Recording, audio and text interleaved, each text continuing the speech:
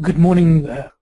I'm sure we spread all over the globe. So I think from our side, we have a customer of ours that is the second largest ISP in Africa, and one of their key business models is to provide services where they host applications, host domains, host client, core data. So anything that they provide to their businesses.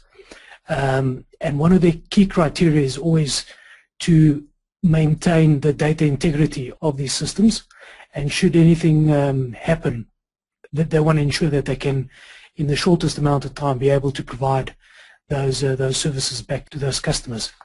So this ISP was running as their product for about 2 to 3 years now, and they found that although the product met a lot of their requirements, they started getting into some difficulties when it came to the growth of that data in terms of the storage, where to put this data on, and how to maintain it for long periods of time. And the other key, which was the fundamental factor, was around the specifically the cost, the whole TCO of providing these services back to their customers.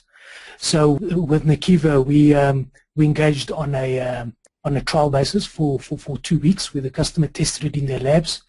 They were comfortable with all the features and functions, as well as the deduplication and a lot of the feature sets that NAKIVO sort of offer. And then following that, there was still a concern in terms of the scalability of NAKIVO in terms of the landscape. So if we look at they host about 3,000 different virtual machines, and within those virtual machines they have multiple clients that they do DNS routing and a whole bunch of stuff.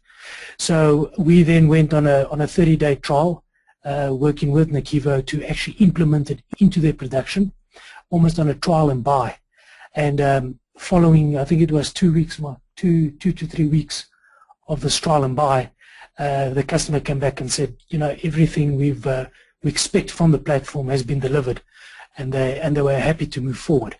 I think one of the key criteria that was also quite important in the success of this project was NAKIVO's ability to respond to some of the changes that the customer required. As you can appreciate, having such a large landscape with 100 CPUs, they had some key criteria and certain changes that they wanted to put in. And you'll see from the slide deck, the one was to have an API so they could orchestrate and automate this.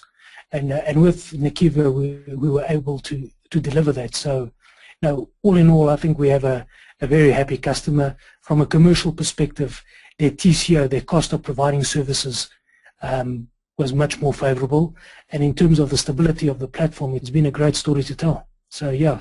Thanks to everyone at NAKIVO and for the support around this.